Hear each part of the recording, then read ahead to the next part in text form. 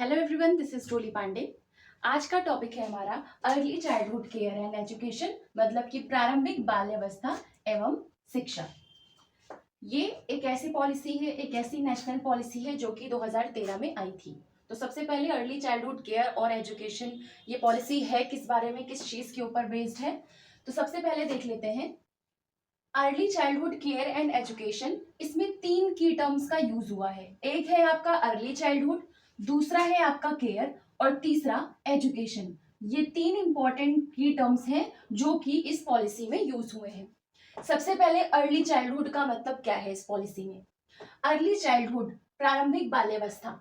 आपने जब वो डेवलपमेंट का चैप्टर पढ़ा था तो उसमें आपको बताया था कि जो रिसर्चर्स हैं ब्रेन का या फिर न्यूरॉन्स का, इन सब की स्टडी करते हैं, उनके अकॉर्डिंग बच्चे का जो 90% ब्रेन डेवलपमेंट है, 90% ब्रेन डेवलपमेंट है, वो जन्म से लेकर के 6 वर्ष तक के बीच में हो जाता है। कहीं 90% लिखा रहता है, कहीं 85%, पर ऑलमोस्ट डेवलपमेंट जो है ब्रेन का वो इसी एज में या फिर इसी स्पैन के बीच में हो जाता है। जो अर्ली चाइल्डहुड का टाइम होता है, प्रारंभिक बाल्यावस्था का, मतलब कि जन्म से लेकर के, बर्थ से लेकर के 6 इयर्स तक के बीच में बच्चे का ब्रेन डेवलपमेंट ऑलमोस्ट हो चुका होता है। इस वजह से जो प्रारंभिक बाल्यावस्था का समय होता है उसको मोस्ट इंपॉर्टेंट टाइम कहा जाता है हर तरीके के डेवलपमेंट के लिए, और मोस्टली फिजिकल, कॉग्निटिव और सोशल डेवलपमेंट के लिए। ठीक है, सोशल भी 1 मिनट के लिए, सोशल डेवलपमेंट तो थोड़ा बहुत स्टार्ट हुआ रहता है, पर मेनली आपका इमोशनल डेवलपमेंट, इसके अलावा कॉग्निटिव डेवलपमेंट और फिजिकल डेवलपमेंट, इन सब चीजों के लिए मोस्ट इंपॉर्टेंट टाइम होता है प्रारंभिक बाल्यावस्था।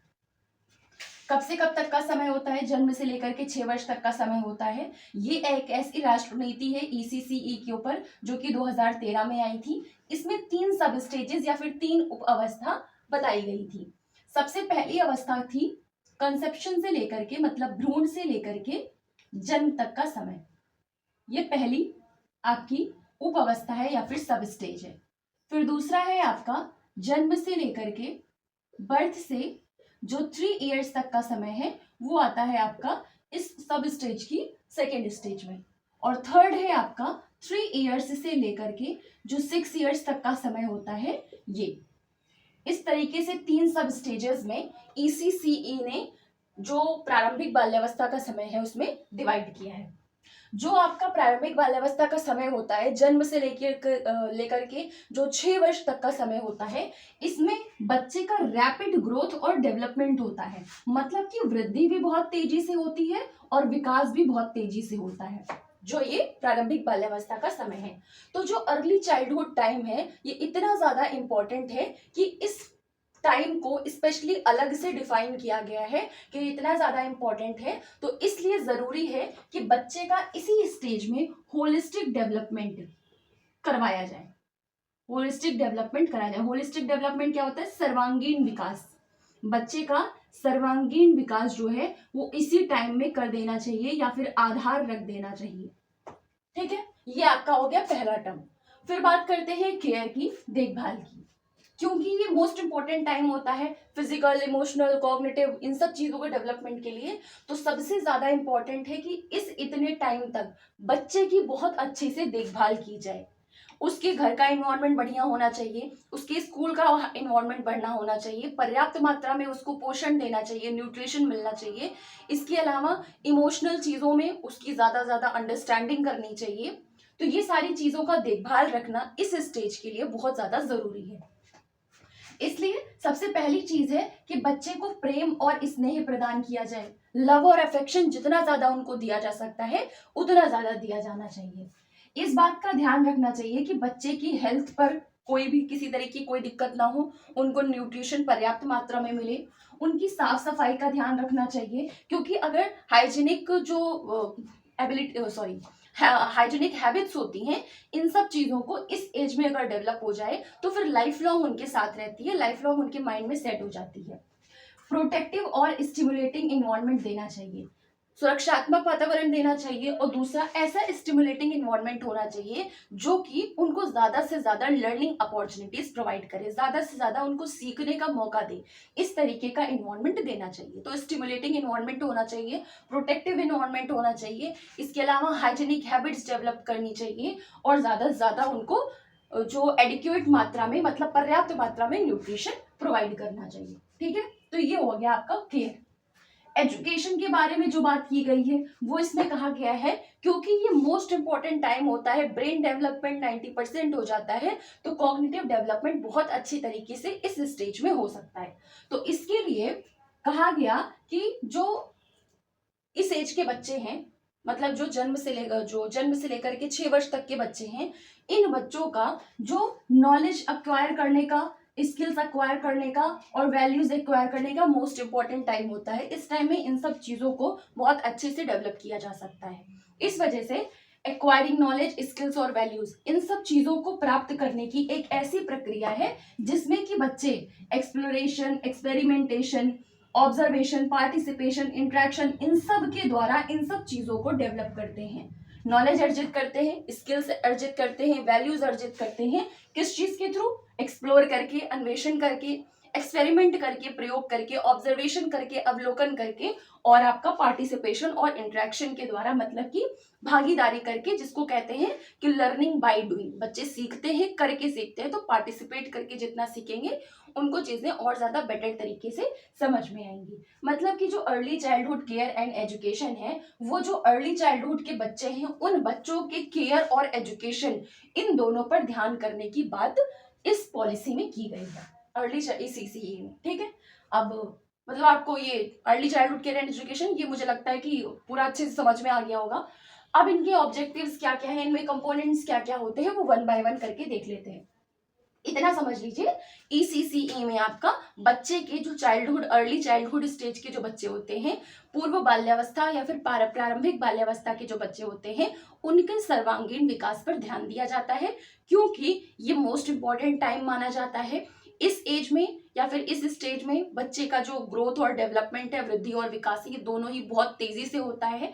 इस वजह से इस चीज का ध्यान रखा जाता है कि उनको ठीक से हर चीज की देखभाल दी जाए, इन्वायरमेंट उनका ज्यादा से ज्यादा बेटर रखा जाए, जिससे कि उनको ज्यादा से ज्यादा सीखने की अपॉर्चुनिटीज मिले, वो ज्यादा से ज्यादा सीख सके, इमोशनली या फिर फिजिकली या फिर कॉग्निटिवली, जैसे भी। तो ये था आपका ECCE। अब देख लेते हैं नेशनल ECCE करिकुलम 2013 के according early childhood care and education का उद्देश्य क्या है, ऑब्जेक्टिव्स क्या है, किस एम के साथ इस पॉलिसी को स्टार्ट किया गया था। सबसे पहली चीज, provide quality care and learning opportunities. बच्चों को, चाहे घर पे हो, जो अर्ली चाइल्डहुड प्रारंभिक बाल्यावस्था वाले बच्चे होते हैं, वो चाहे घर पर हो चाहे स्कूल में हो, पेरेंट्स को और टीचर्स को, इन दोनों को ही बच्चे की क्वालिटी केयर और लर्निंग अपॉर्चुनिटीज का ध्यान रखना चाहिए। मतलब कि उनकी ज्यादा से ज्यादा देखभाल करना चाहिए, हाइजीनिक रूप से पेरेंट्स को उनकी केयर करना चाहिए, हेल्दी रूप से, मतलब कि ज्यादा अमाउंट में या फिर जिस अमाउंट में उनको न्यूट्रिशन या पोषण की जरूरत है वो उनको टाइम टू टाइम प्रोवाइड करना चाहिए, ज्यादा से ज्यादा लर्निंग अपॉर्चुनिटीज देनी चाहिए। ऐसे नॉर्मली सोशल स्किल्स या फिर इमोशनल स्किल्स, ये सारी चीजें बच्चों में कैसे भी डेवलप हो पाए, इस तरीके से एक नेचुरल और प्लेवे तरीके से ये सारे इन्वायरमेंट बच्चों के लिए क्रिएट करना चाहिए। तो पहला उद्देश्य क्या है कि बच्चों को क्वालिटी केयर और लर्निंग अपॉर्चुनिटीज दी जाए, पेरेंट्स के द्वारा भी, टीचर्स के भी द्वारा, स्कूल में भी और घर पर भी। दूसरी क्या है, बच्चों में फिजिकल और मोटर स्किल्स का डेवलपमेंट करना। मतलब कि बच्चों में शारीरिक और गत्यात्मक, इन दोनों ही तरीके की जो क्षमताएं हैं, इन दोनों ही तरीके की जो स्किल्स हैं, वो बच्चे के अंदर विकसित करना। जैसे कि रनिंग के लिए आपस में से गेम्स के थ्रू या फिर प्लेवे के थ्रू बच्चों से कह दिया कि आप दोनों कंपटीशन करके रनिंग करके दिखाओ, देखते हैं पहले वहां तक कौन पहुंचता है। तो इन सब चीजों से क्या होगा, बच्चे के फिजिकल डेवलपमेंट होगा, उनका शारीरिक विकास होगा, और साथ ही साथ मोटर स्किल्स भी डेवलप होनी चाहिए। मोटर स्किल्स आपको बताया था, एक दो मोटर स्किल्स होती हैं, एक सूक्ष्म होती है, एक ग्रॉस मोटर स्किल होती है, एक फाइन। एक ग्रॉस मोटर स्किल होती है और एक फाइन मोटर स्किल्स। पूरे हाथ का यूज कर पाना मतलब कि पूरे आपका पाम की जरूरत पड़े जिन चीजों में, वो ग्रॉस मोटर स्किल्स होती हैं। और जैसे राइटिंग वगैरह है, फिंगर्स की जरूरत पड़े, ज्यादा से ज्यादा बारीकी की जरूरत पड़े, वो होती है फाइन मोटर स्किल्स। मतलब कि ज्यादा से ज्यादा बच्चों के अंदर मोटर स्किल्स का डेवलपमेंट हो सके, इस वजह से उनको अपॉर्चुनिटीज इसलिए प्रोवाइड करनी चाहिए कि ये सारी चीजों का विकास हो पाए। जैसे कि बच्चों को एक कॉपी दे दी, पेन पकड़ा दिया, अब वो जैसे भी मतलब कि वो प्रॉपर तो पकड़ नहीं पाएंगे पेंसिल, जैसे उनको लिखना है स्टार्टिंग स्टेज में, लेकिन फिर भी थोड़ा बहुत रफली ड्राइंग बनाना, कर्व्स बनाना, स्ट्रेट लाइंस बनाना, ये सब बच्चे कर सकते हैं। तो इससे क्या होगा, ये सारी चीजों की जब उनको अपॉर्चुनिटी देंगे, ज्यादा से ज्यादा मौका देंगे, तो उनकी ये सारी स्किल्स जो है वो डेवलप होंगी। तो दूसरा उद्देश्य क्या है कि बच्चों का शारीरिक और मोटर, गत्यात्मक दोनों ही तरीके की जो क्षमताएं हैं उनका विकास हो सके।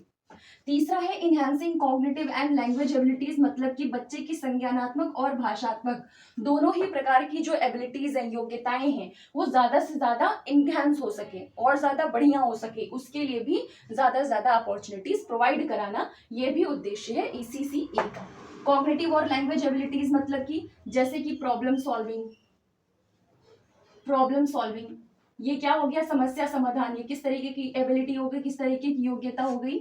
ऐसा इन्वायरमेंट या ऐसा वातावरण देना जिससे कि बच्चे के अंदर प्रॉब्लम सॉल्विंग की एबिलिटीज जो है वो डेवलप हो। दूसरा, बच्चे को प्री रीडिंग की एक्टिविटीज करा करके या फिर गेम्स के थ्रू, प्लेवे के थ्रू, इन सब चीजों के थ्रू बच्चे के अंदर लैंग्वेज एबिलिटीज को डेवलप किया जा सकता है। तो ज्यादा से ज्यादा ऐसा एनवायरनमेंट क्रिएट करें जिससे कि बच्चे की संज्ञानात्मक और भाषात्मक दोनों ही तरीके की जो योग्यताएं हैं वो इनहेंस हो। तीसरा है इमोशनल और सोशल स्किल्स, भावात्मक और सामाजिक कौशल बच्चे में ज्यादा से ज्यादा बढ़ सके, इंक्रीज हो सके या फिर उनमें जन्म ले सके, इस चीज का एनवायरनमेंट बच्चे को प्रोवाइड कराना चाहिए। भावात्मक मतलब कि बच्चे के अंदर इम्पैथी का डेवलपमेंट हो।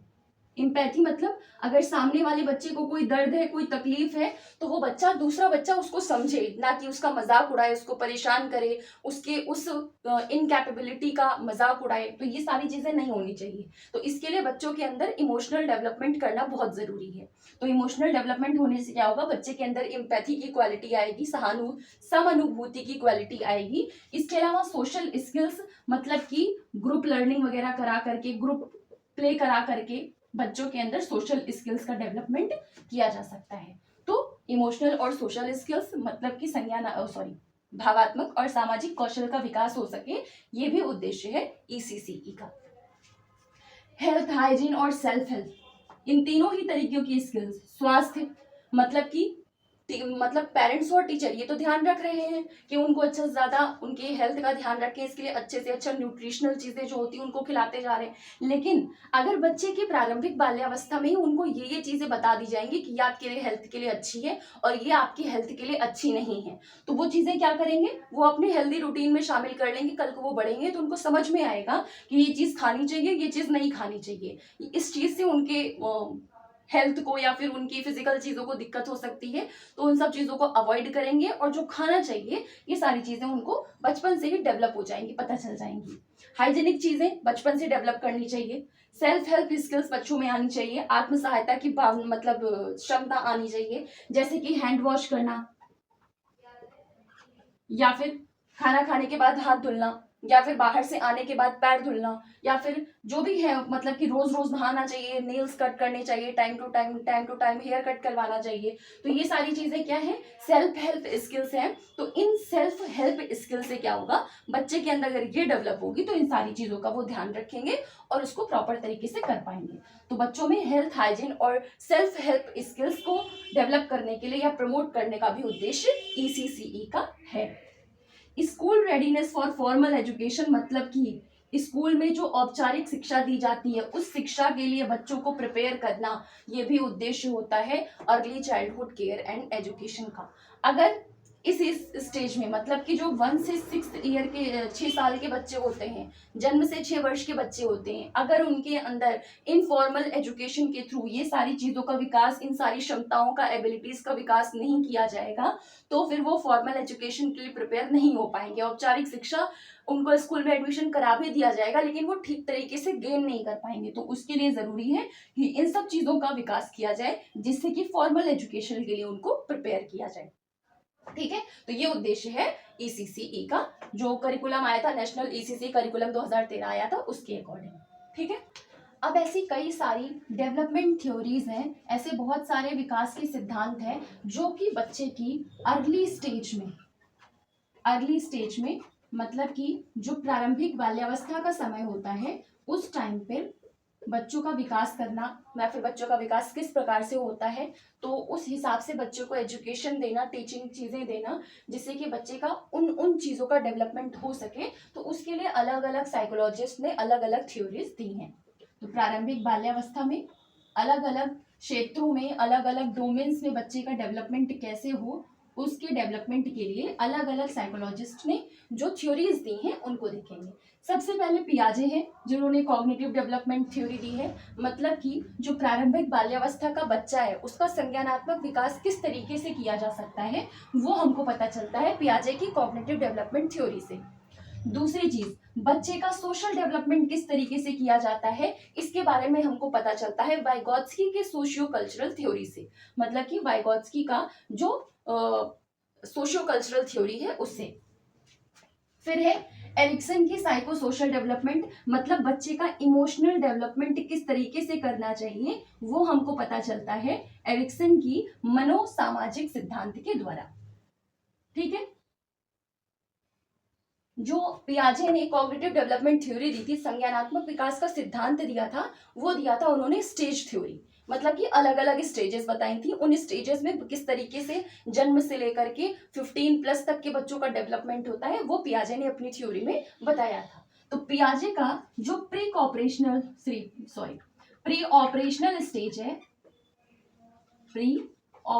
स्टेज है, मतलब कि जो पूर्व संक्रियात्मक अवस्था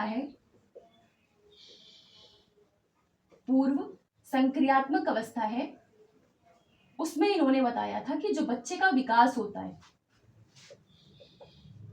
2 से 7 वर्ष के टाइम के लिए बताया था कि 2 से 7 वर्ष तक का प्री ऑपरेशनल स्टेज होता है, पूर्व संक्रियात्मक अवस्था होती है।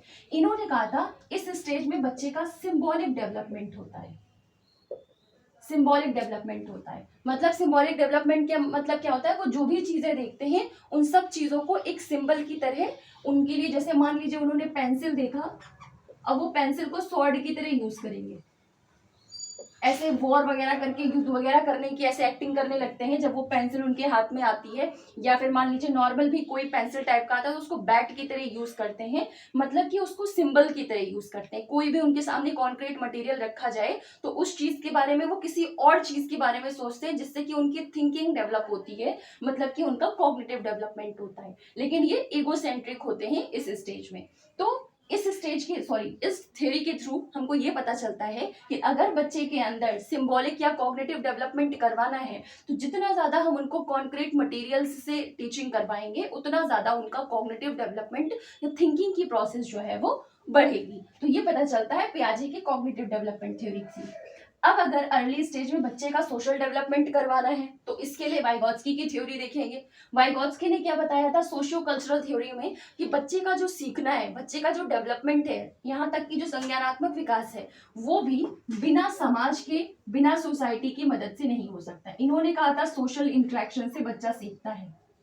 सामाजिक अंतःक्रिया जब करता है तो सामाजिक अंतःक्रिया के द्वारा बच्चे का सीखना पॉसिबल हो पाता है, सोशल इंटरेक्शन के द्वारा। इसके अलावा इन्होंने अपनी थ्योरी में कोलैबोरेटिव लर्निंग को बहुत ज्यादा एम्फेसाइज किया था। इन्होंने कहा था कि बच्चे को सहयोगात्मक अधिगम देना चाहिए, मतलब ग्रुप वगैरह बना करके बच्चों को पढ़ाने के लिए इनकरेज करना चाहिए, क्योंकि बच्चा जब सोशली इंगेज होता है, एक्टिव होता है, अपने कंफर्ट जोन के जो फ्रेंड्स हैं उनके साथ, तब ज्यादा अच्छे से सीख पाता है। दूसरी चीज, इन्होंने अपनी थ्योरी में ZPD की बात की थी, मतलब कि टीचर सपोर्टर की तरह, या फिर कह सकते हैं इनके हिसाब से फैसिलिटेटर की तरह काम करता है। सुविधाकर्ता का काम करता है। मतलब वो एग्जैक्ट तुरंत जैसा सोल्यूशन होता है उठा करके नहीं देता है, बच्चों को एक क्लू या फिर हिंट देता है जिसके थ्रू बच्चा सीखता है। तो ये बताया था सोशियो कल्चरल थ्योरी में वाइगोत्स्की ने, मतलब जेडपीडी की बात की थी।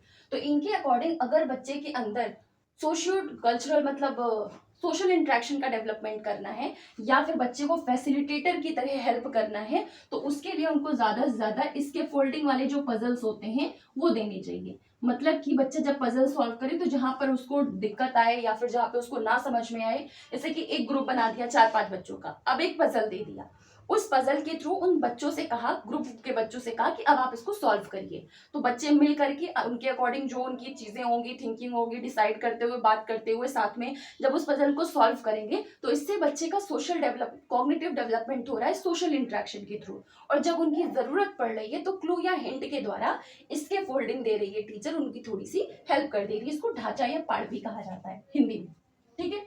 अगर बच्चे का इमोशनल डेवलपमेंट करना है तो हम आते हैं एरिक्सन के पास, जिन्होंने साइको सोशल डेवलपमेंट की थ्योरी दी है।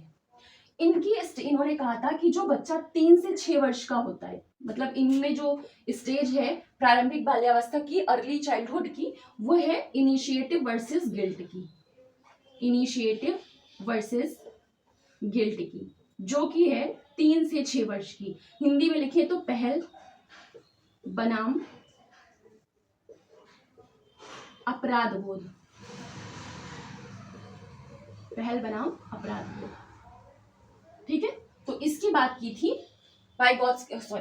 एरिक्सन ने की थी, अर्ली चाइल्डहुड के बच्चे का किस तरीके से डेवलपमेंट होता है। इन्होंने कहा था कि जो 3 से 6 वर्ष का बच्चा है उसके अंदर उद्देश्य डेवलप होना स्टार्ट हो जाता है, मतलब उसके अंदर पर्पस का डेवलपमेंट होने लगता है, उद्देश्य का डेवलपमेंट होने लगता है। लेकिन जब उस बच्चे को ओवर क्रिटिसाइज किया जाता है, बहुत ज्यादा बुराई करना, बहुत ज्यादा टीजिंग करना, टीचर से उसको किसी तरीके का कोई सपोर्ट ना मिलना, तो इससे बच्चे के अंदर क्या होता है, गिल्ट का डेवलपमेंट हो जाता है, मतलब कि अपराध बोध का भाव आ जाता है, जिससे कि आगे की स्टेजेस उसकी इफेक्ट होती हैं। तो ये किसने बताया था, एरिक्सन ने बताया था कि बच्चे का इमोशनल डेवलपमेंट कराने के लिए क्लास में ज्यादा से ज्यादा क्रिएटिव, बच्चों की क्रिएटिविटी बढ़ाने का काम करना चाहिए। जितना ज्यादा क्रिएटिविटी उनके अंदर इंक्रीज करेंगे उतना ज्यादा कॉन्फिडेंस और उतना ज्यादा चीजों को लेकर के वो कॉन्फिडेंट होना सीखेंगे।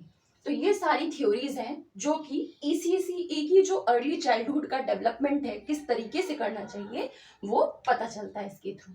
तो ये आपका हो गया कौन कौन सी थ्योरीज हैं ECCE में जो इंक्लूड की गई हैं बच्चे के अर्ली चाइल्डहुड डेवलपमेंट या फिर प्रारंभिक बाल्यावस्था के विकास के। अब देख लेते हैं कि कौन कौन से सिद्धांत पर ये जो ECCE है, early childhood care and education है, वो काम करता है। सबसे पहले बच्चों को प्ले बेस्ड लर्निंग देनी चाहिए। जो 1 वर्ष से 6 वर्ष के बच्चे हैं उन बच्चों का जो सिखाने का तरीका है वो किस चीज पर होना चाहिए, खेल आधारित होना चाहिए। मतलब कि उनकी शिक्षा ऐसी हो जिसमें कि गेम्स को इंक्लूड किया जाए। बच्चे के अंदर जो क्रिएटिविटी है और प्रॉब्लम सॉल्विंग, समस्या समाधान, ये सब तरीके की जो क्षमताएं हैं, स्किल्स हैं, उन सब को डेवलप करने के लिए, उन सब का विकास करने के लिए गेम्स की हेल्प लीजिए। बच्चों में ज्यादा से ज्यादा क्रिएटिविटी आ सके, बच्चों के अंदर ज्यादा से ज्यादा प्रॉब्लम सॉल्विंग की एबिलिटी या फिर स्किल डेवलप हो सके, तो आप उन सब चीजों के लिए ऐसे गेम्स को ऑर्गेनाइज करिए, ऐसे गेम्स को चयन कीजिए जिससे कि बच्चे की रचनात्मकता बढ़े और इसके अलावा उनकी प्रॉब्लम सॉल्विंग की जो स्किल है या एबिलिटी है वो इंक्रीज हो। दूसरी चीज, बच्चों को जो शिक्षा देनी चाहिए वो चाइल्ड सेंटर्ड होनी चाहिए, मतलब कि बाल केंद्रित दृष्टिकोण को अपना करके बच्चों को शिक्षा देनी चाहिए। बच्चों की जो टीचिंग लर्निंग और ये जो प्रक्रिया चलती है शिक्षण अधिगम की, वो किस प्रकार की होनी चाहिए, बाल केंद्रित दृष्टिकोण पर होनी चाहिए। मतलब कि जो भी एक्टिविटीज आप चूज कर रहे हो बच्चों को पढ़ाने के लिए, वो पहली चीज तो बच्चे के इंटरेस्ट के अकॉर्डिंग होनी चाहिए, मतलब कि बच्चे की रुचि हो जिस भी एक्टिविटी को आप करवाने जा रहे हैं। दूसरी चीज क्या है कि बच्चों की डेवलपमेंटल नीड्स को पूरा करता हो, बच्चों की डेवलपमेंटल नीड्स को पूरा करता हो, मतलब कि विकासात्मक जरूरतें जो है बच्चे की, विकासात्मक जरूरतें मतलब ऐसी एक्टिविटीज कराइए कि बच्चे का पहली चीज तो इंटरेस्ट हो, दूसरी चीज उनका शारीरिक विकास हो सके, फिजिकल डेवलपमेंट हो सके, उनका मेंटल डेवलपमेंट हो सके, मतलब उनका कॉग्निटिव डेवलपमेंट हो सके, संज्ञानात्मक विकास हो सके। तो इन सब चीजों को ध्यान में रखते हुए, जिससे कि उनकी जो जरूरतें हैं विकास के लिए वो भी पूरी हो सके और बच्चा उसमें इंटरेस्टेड भी हो, इस तरीके की एक्टिविटीज को चूज करना चाहिए। मतलब कि बाल केंद्रित दृष्टिकोण को अपना करके बच्चों को पढ़ाना चाहिए। किन बच्चों को? 1 से 6 वर्ष के जो बच्चे हैं उनको, मतलब कि अर्ली चाइल्डहुड वाले।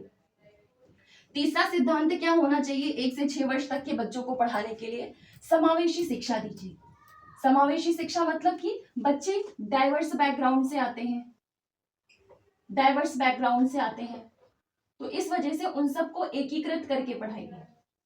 सबसे ज्यादा ध्यान स्पेशल नीड्स वाले बच्चों पर दीजिए। जो स्पेशल नीड्स वाले बच्चे हैं उनको भी इंक्लूड करिए बाकी नॉर्मल बच्चों के साथ। तो इंक्लूसिव एजुकेशन, समावेशी शिक्षा देनी चाहिए बच्चों को।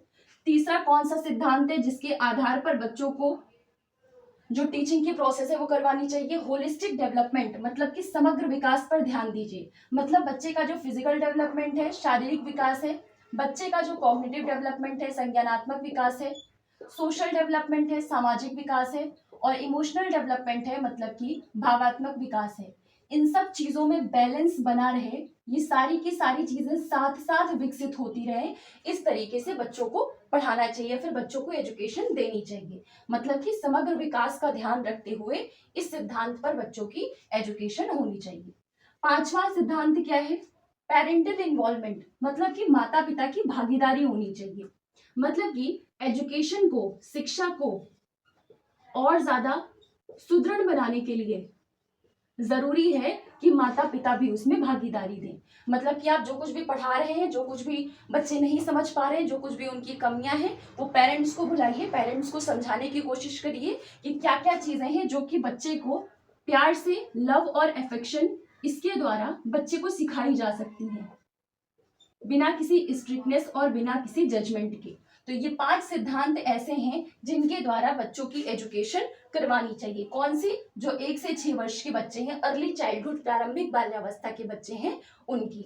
अब आपका इसमें कुछ बचेगा, कुछ पॉलिसीज हैं जिसमें कि ईसीसी को शामिल किया गया है, उनको देखेंगे।